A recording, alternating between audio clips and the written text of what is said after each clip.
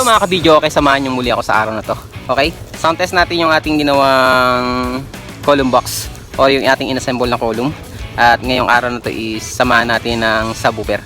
Okay, sound test lang mga ka-video, okay, kung ano yung magiging tunog niya kapag may kasama siyang subwoofer. At ang ating subwoofer, size 15, jackhammer po siya. Jackhammer 157 at 700 watts. Okay, setup na natin.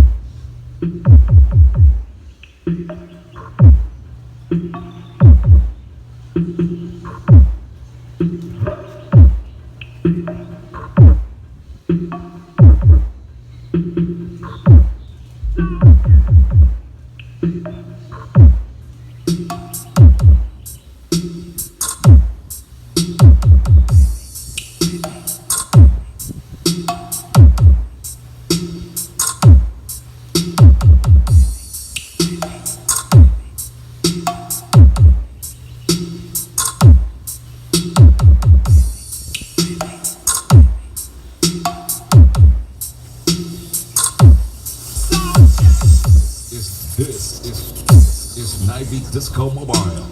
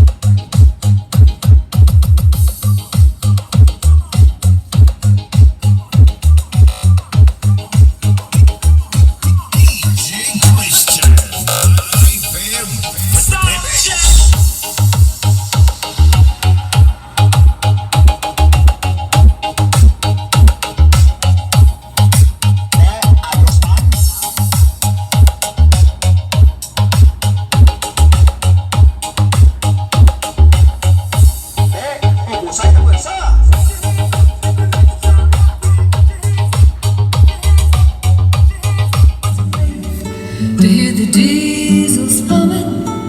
Okay, sound check naman natin yung ating microphone kung ano yung tunog ng ating speaker.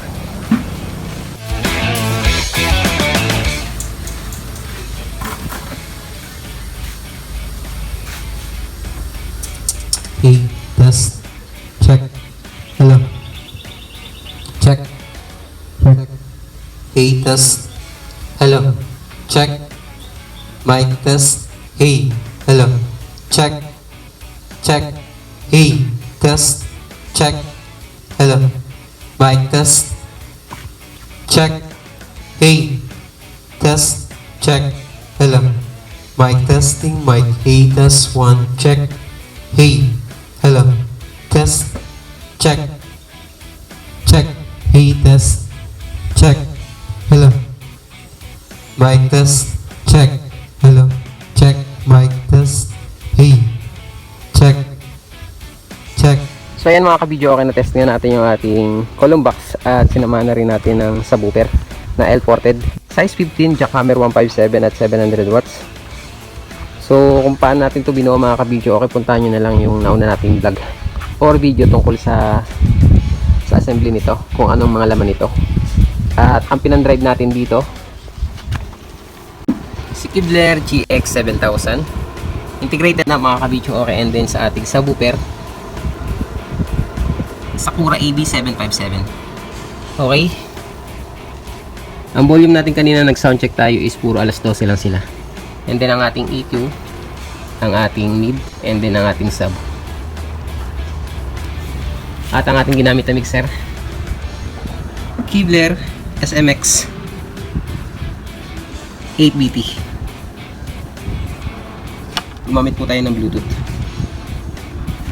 Okay, sinang-check lang natin yung ating column box kasi nung nakaraan, tinesting natin ng walang subwoofer. So ngayon meron tayong available na subwoofer. Minatch lang natin sa ating subwoofer na binuo.